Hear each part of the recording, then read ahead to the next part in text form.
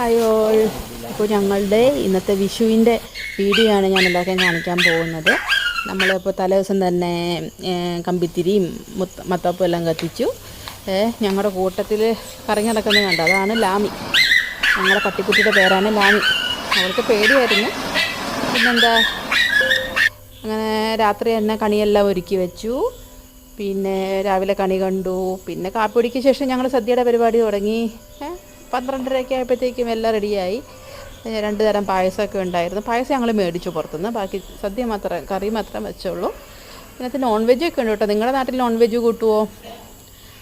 പിന്നെന്താ, കാർന്നവന്മാർക്ക് വീതി വെച്ചു. അത് കഴിഞ്ഞിട്ട് ഞങ്ങളെല്ലാവരും കൂടെ ഇരുന്ന് സദ്യ കഴിച്ചു. സദ്യ കഴിച്ച് നല്ലൊരു ഉറക്കമൊക്കെ പാസ്സാക്കിയിട്ട് പിന്നെ ഞങ്ങൾ വൈകുന്നേരം ഔട്ടിങ്ങിന് പോയി. അമ്പലത്തിൽ പോകാമെന്ന് വെച്ചു. അപ്പോൾ എല്ലാവരും കൂടെ കുടുംബക്ഷേത്രത്തിൽ പോയി. നല്ല രസമാണ്. അവിടെ ഒരു പുഴയുടെ തീരത്താണ് ഞങ്ങളുടെ കുടുംബക്ഷേത്രം. കുറച്ച് ഫോട്ടോസൊക്കെ എടുത്തു. പിന്നെന്താ,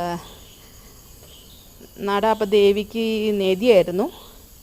ആ സമയത്ത് ഞങ്ങൾ ഫോട്ടോസൊക്കെ എല്ലാം എടുത്ത് തൊഴുതു വന്നു. തൊഴുതു നന്നായിട്ട് ദേവീനെ. പിന്നെന്താ, ഞങ്ങൾക്ക് കൈനീട്ടവും കിട്ടി. അത് കഴിഞ്ഞ് വരുന്ന വഴിക്ക് കാഞ്ഞൂർ പള്ളി ഉണ്ടല്ലോ, പുണ്യാളൻ്റെ, അവിടെയും കയറി തൊഴുതു. അത് നല്ലൊരു സന്തോഷമായിരുന്നു. രണ്ടും ഒരു ദിവസം തന്നെ കവർ ചെയ്യാൻ പറ്റിയത്. അങ്ങനെ കുറേ നാൾക്ക് ശേഷമാണ് നാട്ടിലൊരു വിഷുവും എല്ലാം കൂടുന്നത്. ഏകദേശം 5-8 കൊല്ലത്തിന് ശേഷമാണ് എല്ലാവരും കൂടെ ഞങ്ങൾ വീട്ടിൽ കണിയൊരുക്കണതും സദ്യ